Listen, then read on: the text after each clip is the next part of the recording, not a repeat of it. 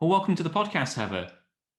Thanks for having me along, Jack. No problem. I was at RSPB Dungeness the other day and I saw a book on rock pooling in their gift shop and I recognised the name on it and I thought, I know that person. She's coming up on my podcast. So your book's obviously, how is it an old book? How long's the book been out? It's not brand new, is it?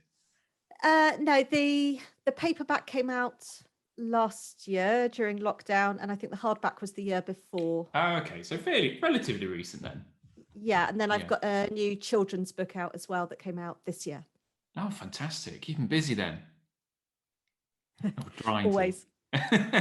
So we're going to talk a little bit about Cornish rockpool. I guess rockpooling in general, but specifically Cornwall. Because are you born and bred Cornish, or you moved down there? What are you? Well, I was actually born on a bathroom floor somewhere in Somerset, but all of my earliest memories are Cornwall. So my family moved down when I was very tiny. So as far as I'm concerned, yeah, Cornwall has always been the sort of home, the route. But I've travelled a lot as well. So Okay, you're not classed as an Emmet then. hopefully not. I used to live in Falmouth in Cornwall for just when I was at university. I did find myself after 3 years. I was starting to go local, and I'd start moaning about the tourists coming down and second houses and things like that. I thought, oh, I'm going native now when I was down there. So I'd love to have stayed. It was a fantastic place. Anyway, we're not talking about my housing situation. We're talking about rock pools. So I thought one of the interesting things to talk about was what are the ethics of rock pooling? Because it all too often it's easy to just think, right, we go down with a bucket and a little net and we catch things. But obviously some animals are going to be a little bit more delicate and we should obviously think about not harming and stressing them out. So what kind of ethics go into rock pooling? Yeah, so rock pools, beaches, like any other environment, you don't want to disturb it. We're all about, as naturalists, we're all about our love for the animals and seeing them behaving as naturally as we can. That's what makes it special when you have that connection with an animal in its own home. So with rock pooling, I think there's this traditional image of you have to have a net and a bucket. And um, although nets might occasionally have some uses, I actually have pretty much never used one on the shore, and all of my public events I advise people not to bring nets, and that's standard practice. If you go onto any organized rock pooling events, they'll always ask you not to bring a net, and that's because nets, because they have a hard frame and small mesh.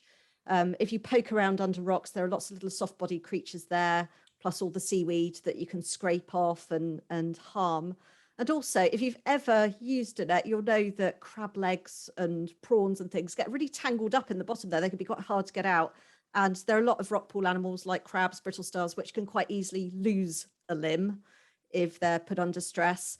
And although they have these remarkable powers of growing them back eventually, obviously that reduces their ability to survive and feed in the meantime and cannot be a nice experience. So yeah. So is it more, would you advocate just a hands off, just look at the pool, or is it the opposite, hands on, but not using a net, so like kind of peeling things back, or what would you kind of suggest people do then?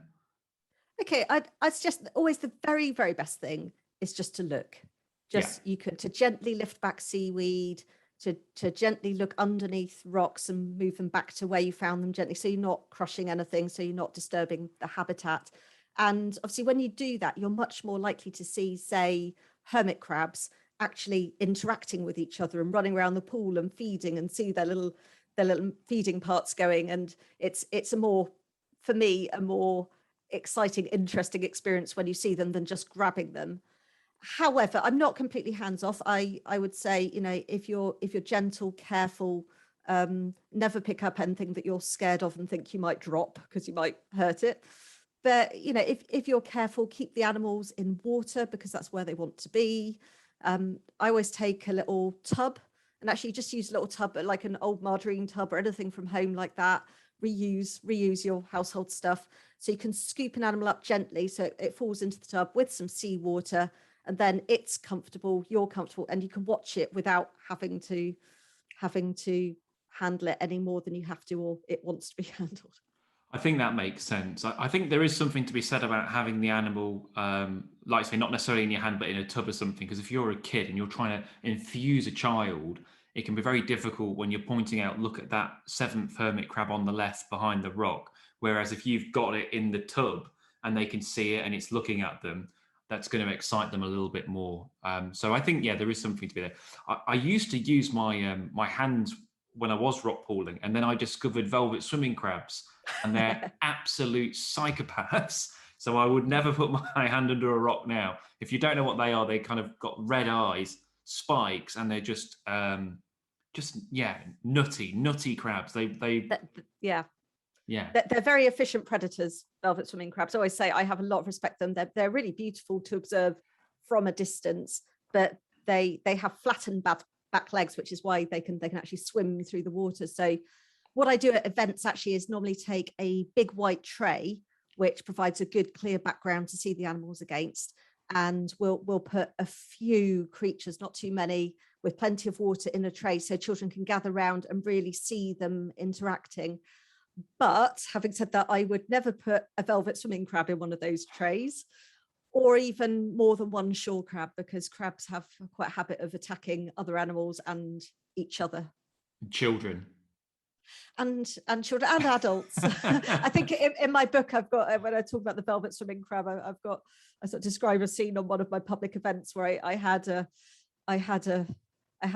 chap come along, someone's father or grandfather, I think, who was all very, very, oh yes, well, I know about crabs. Yeah, I'm not afraid to pick them up. I said, well, I'll leave this one in the bucket because I'd rather not handle it. He said, oh, I don't mind handling it. I said, well, be careful. So I can do this, picked it up, and of course it attached itself to his finger, and I had to run over and catch it to stop it being flung across the beach. So stay within your limits. They're a bit, I always think if they were a person, they'd be this kind of person who drink 10 pints of Stella. Like they're pretty on it. If you've not seen one, I mean, they're beautiful creatures. I don't want to demonize them. They are absolutely beautiful, but don't mess with them is the short and curlies of it. Yeah, they're definitely devil crabs.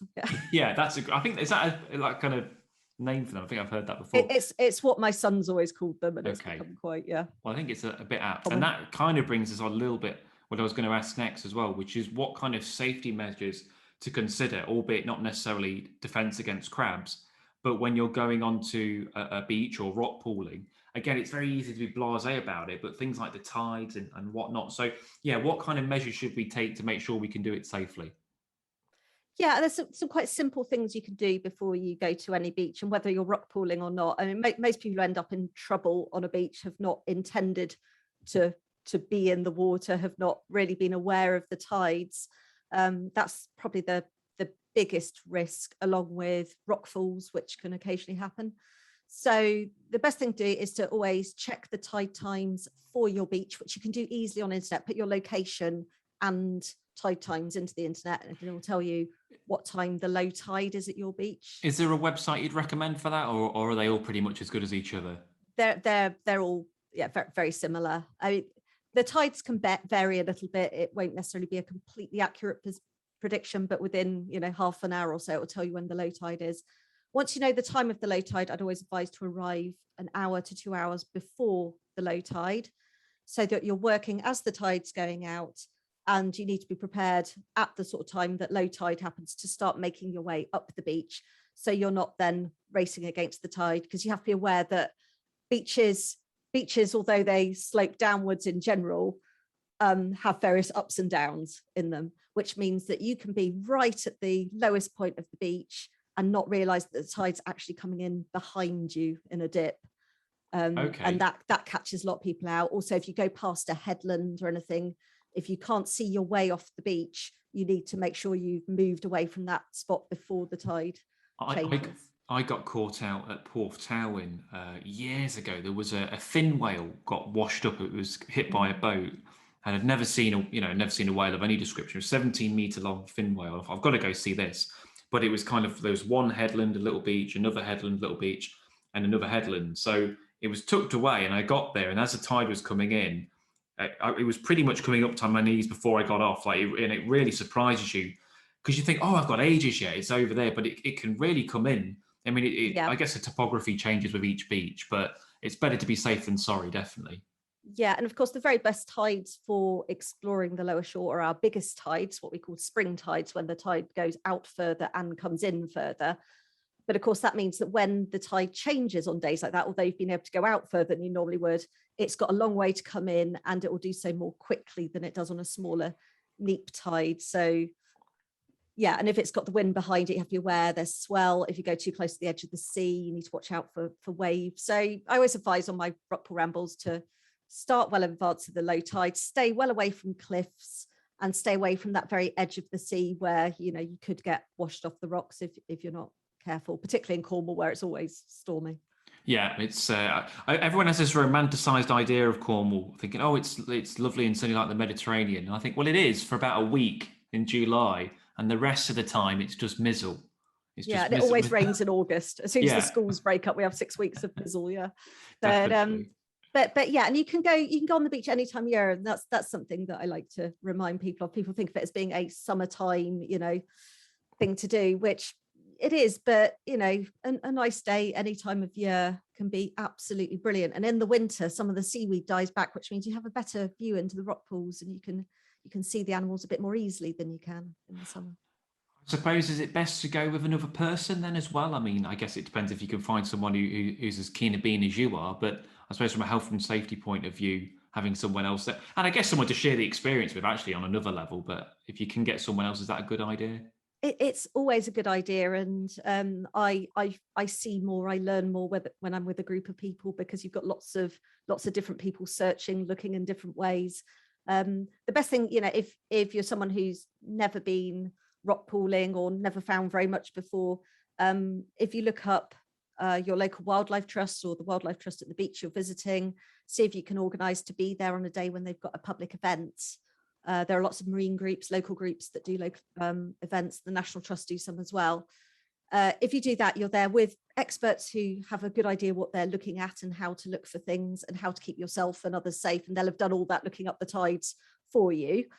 But also with so many people there, you're far more likely to see, you know, the sort of exciting things people want to see at the beach, like starfish and pipefish and all those lovely weird things we get.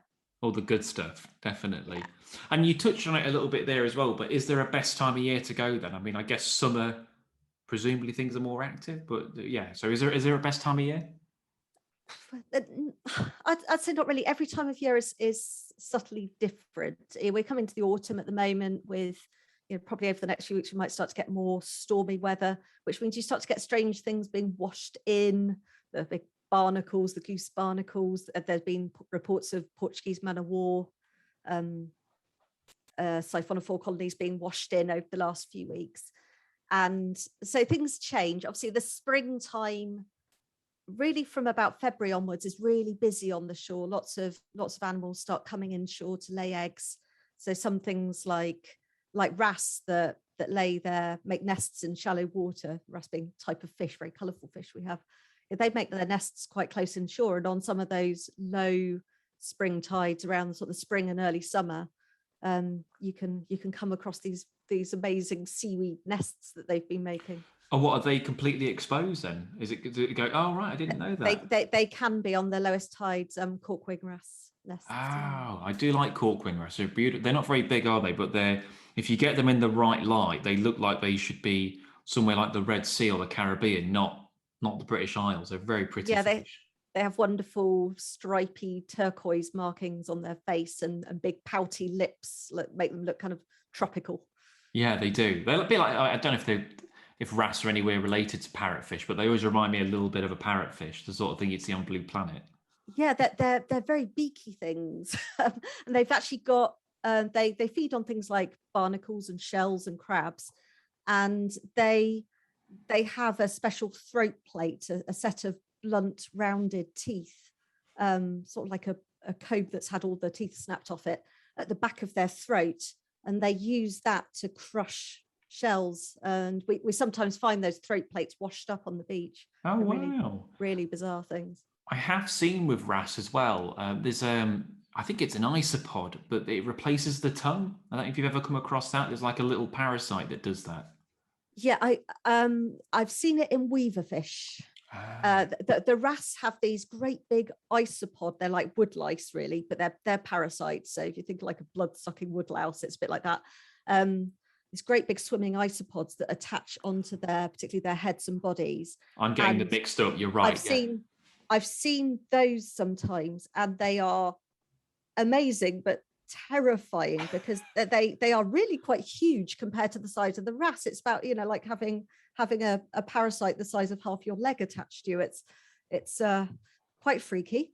And similarly freaky are the weaver fish. So if you've ever been to a sandy beach in the summer at low tide and heard people getting stung by walking on something that stings, those are weaver fish. They have a dorsal fin with spines in it, which effectively, if something stands on them as protection, they inject venom.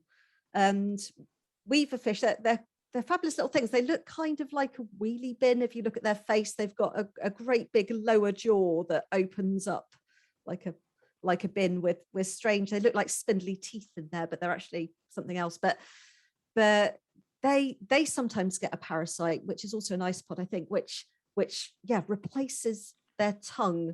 And I don't tend to look in the mouths of weaver fish when I find them, but I have seen them. These weird. What's the because I've never actually seen a weaver fish in the flesh, but I know about them. What's the sting comparable to? I mean, obviously it's not deadly, but like, is it like a bee sting, or is it a little bit more severe than that? Do you know at all? Well, I'm pleased to say I've never been stung by one, even though I did grow up on a beach which was on the north coast, where there's got quite a reputation for having them. But I've seen lots of poor people get stung, and it does seem to be very, very painful. It's maybe like having a few wasps sting your foot at once, that sort of thing. Okay. Maybe like a hornet, something like that. It is quite powerful. The best thing to do, you always hear people say, if you get stung by a jellyfish or whatever, make sure you wee on it, which just don't, because you'll probably get an infection, and the water isn't hot enough to disable the sting. So what you need is water as hot as you can bear, which is not enough to scald you, but sort of water that's over your normal body temperature. Okay. And soak your foot in that for as long as you can. Is that the same with jellyfish? Yeah. Oh, okay. Well, that's a good tip to know then. If anyone gets stung, then just hot water that you can bear. Yeah.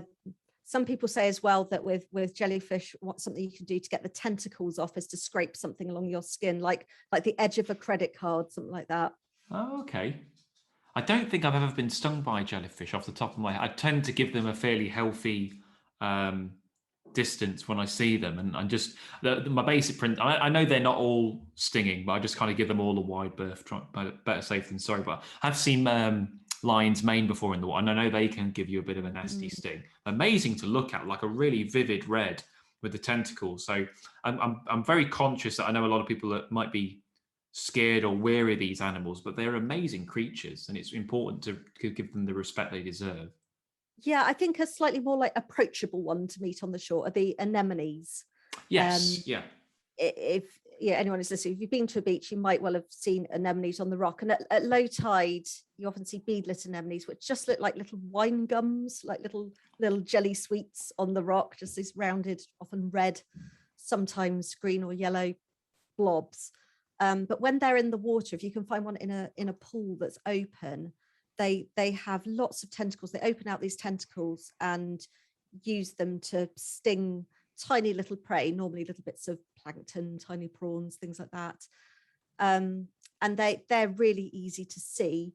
And I think one of the activities in Beach Explorer, my children's book about getting to know these anemones, it's not necessarily to stick your finger in, because you don't. Mostly their sting isn't strong enough to penetrate your skin, so you wouldn't feel it. I mean, like all jellyfish sting, but not all of them have a powerful enough sting for you to feel them. But if you touch one, then touch your eyes, you could feel it. So okay. what I suggest is you get something like just a little piece of seaweed that's been washed up on the shore, or a pencil or something like that, and just use that to very lightly touch the edge of the tentacles to see what happens. Because what the anemones and jellyfish have in those tentacles are things we call nematocysts, which are stinging cells. And inside each of those cells is like a coiled, it's like a little coiled rope with a harpoon on the end, that as soon as anything brushes against that cell, it fires this out into the skin of the passing animal. And that's what contains the toxin to paralyze it. Wow. So I mean, that's amazing when you think these things are so primitive. I don't know, is it true jellyfish don't have a brain, or they're kind of really, really basic nervous system? And yet it's their nervous system isn't quite like ours. Yes. Yeah, No. starfish as well don't have a central brain in the same way. They have this sort of ring of sensory neurons that communicate with their arms. Yeah, it's an alien world in there, isn't it? All these Yeah. weird things, it's incredible, really. And I, I suspect you might be. Sorry, go on. You were going to say something else. Go on. I was just going to say, if you do touch an anemone or something, what you'll feel is that it feels quite sticky on the piece of seaweed. It feels like it's sort of holding on to it. And those are all those little tiny harpoons that have lodged into it. Right. You'd feel the same if you put your finger in. But, okay. But yeah, don't do that. And those are all those little tiny harpoons lodging in and holding on. That's crazy. That's mental. And I suspect you might be a little bit biased with this, but is Cornwall the best place to go for rockpooling then in the UK? Well, yeah, everywhere's different. I think obviously the best places are places with a rocky shore. Yeah. So if you're around the east coast of England, the southeast coast, there tend to be fewer rocky beaches. There's a lot of sand, which can be interesting in its own right, but is a little bit less biodiverse on the shore. But yeah, I've had some amazing rock pooling experiences all around, rocky coasts of Wales. Even Devon's all right. I'll give Devon a shout out. I feel sorry for them. But yeah, there's some fantastic beaches in Devon. Somerset, Dorset, and all around west coast of Scotland. Even the east coast, I found amazing things up in Scotland, Northern Ireland. Goodness, yeah. And anywhere with rocks, you never know what you might find. Everywhere's slightly different, so it's worth a look. I've tried a couple of places. I mean, I think Cornwall spoils you. I think if you've kind of started rock pooling there, everywhere else to a degree pales in comparison. So I mean, I've been up to places like Northumberland, and you'll find stuff, but just not quite. With a lot of the Cornish rock pools, like I used to do a lot around Gillingvace Beach and Rosemullion and places like that. Every rock, if you'd lifted one up, you'd find something, or the pools would just be alive with stuff. Whereas some of these other rock pools I've visited, you can sometimes really have to search hard to find anything. So I think, if you're a keen rock pooler, Cornwall is got to be one of the top places to visit in the country. Yeah, the south coast as well, because the other thing that makes a big difference is how exposed the beach is to wave action. So those sort of, when people think of Cornish beaches, they tend to think of the surfing beaches on the north coast, which have really fine sand, that golden sand, and that's made by really powerful waves battering everything, which can make it quite hard for rock pools to form and to have life in them. Whereas the south coast around Falmouth, where you were, is very sheltered. So typically the south coast is better then. It's I'm a North Coast girl, but rockier. It's rockier. It's more sheltered. It's more sheltered, so you get different things. But having said that, if you get somewhere that's sheltered enough to have rock pools on the North Coast, you can find things like cup corals, which I see less of on the South Coast, especially the scarlet and gold cup corals, which are just absolute treasure trove of loveliness there. Well, I always think of rock pools as being this great expanse of rocks, but I guess, by definition, anywhere that's got a little bit of rock and a pool. I was at Constantine Bay a couple of months ago, and there's just this, and the kind of left of it, there's a little outcrop of rocks, not massive, and I thought there's not going to be a lot in there, but I guess because it's almost like an island, there's loads of stuff tucked in there because there's nowhere else to go. So there were shaddies and there were giant gobies, which is one of the things I was hoping to find. Montague's blennies and loads of weird stuff, and I guess it's because habitat's at a premium, they're all kind of crammed in there, so that was really good to see them. So yeah, I guess we shouldn't poo-poo the North Coast too much. Fabulous. Yeah, no, giant gobies are amazing things. Really, really big gobies with big fat lips, and they're one of my favorites. Very southwesterly species. You only generally find them in the UK and probably sort of, the far southwest. Generally, I don't know if they get them on the Channel Islands as well, maybe. But yeah, I think they do. But with So, and you might actually know the answer to this because I wondered this myself. Have they always been in Cornwall, or are they a recent arrival, or is it that we just don't know? Because I wondered whether I know one of the theories that is that with climate change and warming seas, it's becoming. I mean, certainly other species like Couch's bream and other Mediterranean fish are moving up to the southwest of England now. But I wasn't sure if that giant gobies have always been in Cornwall or if they're a recent arrival, relatively. I'm not sure. I think there are records going quite a long way of giant gobies, but Okay. they are a more southerly species. So if you were to go to sort of northern France, Brittany, that sort of area, you would find giant gobies around the coast there and southwards from there. So they're at the edge of their limit at the moment here. And like I say, there are quite a lot of species that we are seeing more of, or that are becoming more regularly established, like the little St. Piran's hermit crab that has been intermittently recorded in Cornwall in the past, was present around sort of up to sort of around 50 years ago when the Torrey Canyon oil disaster happened. And then from then on, we had no records at all until a few years ago when suddenly we started to find them again. And they, again, they're a quite common species of hermit crab in Brittany. And they've got these marvelous black and white checkerboard eyes and hairy equal-sized claws. They're fabulous little things. And they seem to not only have returned, but they seem to have been able to breed, as in we're finding over the last couple of years, we've had quite a lot of young ones, which could be another wave of plankton coming over from Brittany, but it seems quite likely that they are managing to breed. I think that was that Falmouth they were just. I think it was Gilling Face, wasn't it, or somewhere around there. Yeah, I seem to I remember think, that being a headline when I was living down there. yeah, and I think they were originally recorded from Mousel. I might be wrong on that. I have a feeling Okay. when they were first found in the UK, I think they were in Mousel, but they spread as far up about as Wembury on the South Devon Oh coast. right. Okay. And they've been found up to sort of the Bude area, I think, on the north coast, but they're still quite confined to the very southwest. I've never knowingly seen one. I mean, I must have seen one, but I've never looked at a hermit crab and go, "You're a St. Piran's." I must have gone past one. And we went, and you mentioned giant gobies. People just wonder that about 6 foot gobies. They're not quite that big, but they are big for a goby, aren't they? Yeah, so the most common species of goby that we get in the rock pools is the rock goby, Yeah. and that one would sort of barely grow to the length of my hand. I've only got small hands as well, but the giant goby can get a bit bigger than that, maybe sort of, another sort of third to twice the size. It's a bit more dumpy looking. And it's got a slightly different coloration. The rock goby normally has a yellow top to its first dorsal fin, whereas the giant goby has a more grey top, and it's described as being salt and pepper colouring. Okay. I've Everyone always has definitely. like food relationships with fish, Well, don't I they? guess. Do not eat a giant goby; they are protected. Yeah. You're not allowed to.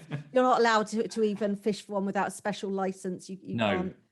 can't trap one without a special license there. But it's interesting because they're not shy. I've noticed with giant goby because I was trying to film them and I thought, well, I've got to do this by the book. So I was doing it remotely. So I was placing these cameras in rock pools as to not disturb them. Yeah. And I thought, oh god, they're never going to come out. They come out straight away. They're not bothered at all, and they come and look at the camera. I don't know whether they can see their reflection or whatever, but they're almost curious. So that was really interesting to see that. But they're amazing, amazing creatures. I mean, you've mentioned a few rock pool critters. Is there a species that stands out to you, or dare I say, do you have a favourite? Or favorite? Well, I think we had a conversation about sea slugs when we were first in touch. I'm a big fan of pretty much all mollusks. So we have some really interesting and unusual mollusks in the rock pools.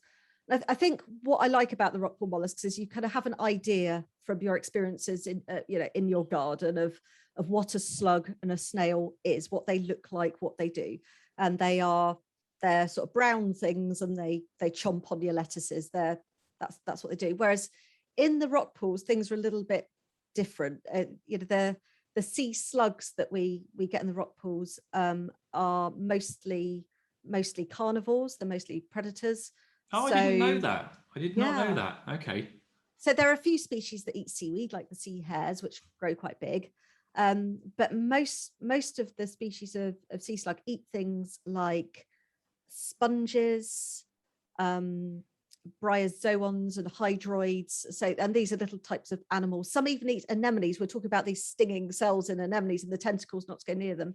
There are a couple of species of sea slug I can think of that we have in our rock pools that eat anemones.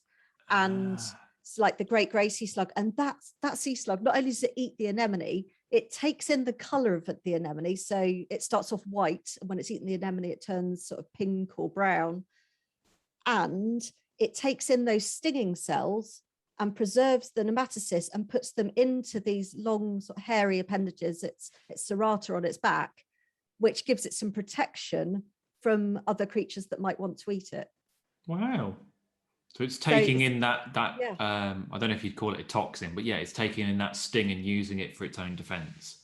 Yeah, and a lot of sea slugs do that. They're often very brightly colored because that's a warning to other animals that they're not good to eat, and very often with good reason. Some of them take in acids and things from their food. So there are several species of slug that eat sponges that if they get disturbed, they can secrete sulfuric acid or hydrochloric acid through their skin, which again, for a little squidgy creature, the idea that it's both a carnivore and has all these hidden defenses, plus they're just amazing. You get these really strange colors, really bright purple and pink and red slugs and green ones, and they're perfectly camouflaged on what they eat. Like some of them look just like the sponges that they eat. And so yeah, I am quite a slug fan because there always seems to be something new to learn about them. Well, I know a lot of my fellow underwater photographers go absolutely potty over nudibranchs or sea slugs. They absolutely love them. I'm going to upset you a little bit now because I could say I've never seen the appeal myself. But I mean, they're interesting to a degree. I'm more of a fish man myself, but I know that I can see why with the colours. Well, I forget the one that's white with kind of yellow bits on the tips. God knows what species it is, but there are some really colourful ones out there. So yeah, I can like the yellow clubbed. Yeah, that must be okay. I'll assume that's the one I was talking about. I've seen sea hare. You mentioned they're the big ones. I think I've seen those. They're more like a herd of cows, really. They graze on the seaweed, and they can occur in enormous numbers, particularly in the summer as they start to grow really fat. You see them all over, and they lay really weird eggs. They've got eggs that look like did you ever play with silly string, like cans of silly string? Yeah. It looks a bit like that, or like a spaghetti. It's actually hard to the touch, but they lay these big strings of pink stuff around the seaweed. And like cuttlefish and squid, if you disturb a sea hare, they squirt out a cloud of purple ink. Oh, wow. I didn't know that. Yeah. I'm learning everything today. Sea slugs are cool. Yeah. Okay. I think that's what I like about them, that they are interesting. It's those relationships, because if you find a sea slug, you also find the thing it's eating. So there are a couple of species of sea slug that eat the eggs of fish. And one of them actually eats the eggs of gobies, and I'm pretty sure I found it on the eggs of giant gobies. Oh, okay. The Calma group, they eat the eggs of fish, and so Calma gobiufaga, which is weirdest name. It's quite an unassuming little grey slug, but all the serrata on its back look just like fish eggs, and it's so efficient in how it eats because its prey is so nutrient dense that it doesn't need an anus. What? It's a slug without a bottom. It doesn't defecate. So where's the food going? So it eats the food, but where's it going then? It doesn't come out? Energy. No, it doesn't come out. Well, that's blew my mind. I didn't know there were any animals without an anus. So surely it just keeps growing and growing then. I don't know. I don't know how long they live. They're quite mysterious little creature. Oh, okay. I don't know what their life cycle is. I suspect that they just appear each season because fish eggs are only available, of course, for a short time per year. Well, I'm glad you just said that, because I was going to say, well, surely, yeah, because there's not going to be anything to eat in the winter, presumably. So maybe they're very short-lived. I don't know. That's an amazing lifestyle, though. yeah, it must get uncomfortable near the end, you'd have thought. But Well, yeah, you need a couple of Imodium or something, wouldn't you, to shift through that? We've talked about some of the places. So right, we want to go rock pooling in Cornwall. We've listened to this. You've infused people to go rock pooling. Where is sort of the best beginners place to go in Cornwall if someone wants to go rock pooling? As I said before, I think the very best thing you could do is to join a group to go for a rock pooling session. It doesn't matter so much where, and pretty much any beach with a rock pool will have anemones and gobies and shanies and all these, even cushion starfish and all those sorts of things. They'll be there. It's more about learning how to look for them. And we have an amazing network of local marine groups all around the Cornish coast. We've got one here where I live now in Looe.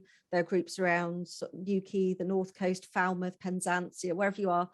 And certainly during the school holidays, for most of the year, those groups organise sessions. You don't have to have children, they're open to everyone, where you can go along and join the experts to have a look.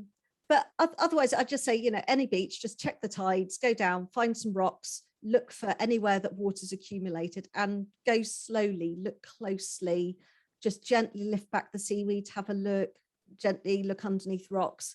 You'll be surprised how much there is even on beaches that don't seem to have much at all. No, definitely. And you've written, obviously, you've written more than one book on the subject. What is it about rock pools that keeps you going back to them? I think, well, a couple of things. I think rock pools, it's like being able to visit an alien world. I mean, you go to underwater places. Being able to enter a world where we as humans cannot survive. We can't breathe. We'd get too cold. The conditions are just all wrong for us. I think that in itself enables us to visit a place that is completely outside of our normal everyday experience, which is something in itself. And then the second thing, as a result of those differences, the life that has evolved to live in those conditions is similarly completely mind-blowing. And I still, after I won't say how many years of looking at rock pools, get surprised. I find creatures I've never seen before. I see animals that I think I know well doing something I never imagined they would. Notice a different behavior.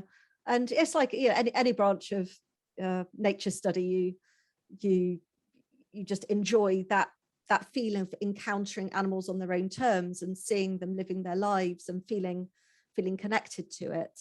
But that there is something about the rock pools that it's only there. You can only go when the tide's out. You can only stay for a short time, and it's constantly changing every day through the year. There's something different. The sands shift, the rocks change, the animals come and go, the weather changes, and it's never quite the same twice. No, definitely. And just from some of the little tidbits you've rattled off today, it's like something out of Star Wars. It sounds absolutely incredible. And I think anyone listening to this would be bonkers not to go rock pooling at some point, whether it's Cornwall or wherever you can go, and just go and see what you can enjoy and find. Before we go, what I will say is, where can people get your books from if they want to kind of read up on some of the rock pooling that you've done and the advice and whatnot? Where are your books available? Or where's the best place to get them from, I should say? Okay, so I've got two books. There's Rockpool, Extraordinary Encounters Between the Tides, which is very much a nature writing book for grown-ups, which introduces you to all these different animals, tells you their stories, takes you on a journey down through the shore. And then I have Beach Explorer, which is a children's book with 50 hands-on activities that children can do to really understand how beaches work, how the tides work, what lives there and how it survives. Both of my books are available in basically all the normal places you'll get a book. I mean, obviously, please support your local bookshop. They'll be able to get those in for you if they haven't already got them. Also, Waterstones, Amazon, all the online book retailers as well. Brilliant. Well, look, it's been an absolute pleasure. I always enjoy talking about rock pools. I can't wait to. Sadly, I'm landlubbered in Nottingham. I'm about as far away from a rock pool as you can get in Britain. But I am going to try and get down to Cornwall next year again and do a little bit more. So I can't wait to get back down there. But thanks for coming on, Heather. Thanks for having me. It's been absolutely lovely. Great stuff. Take care. Bye. Bye.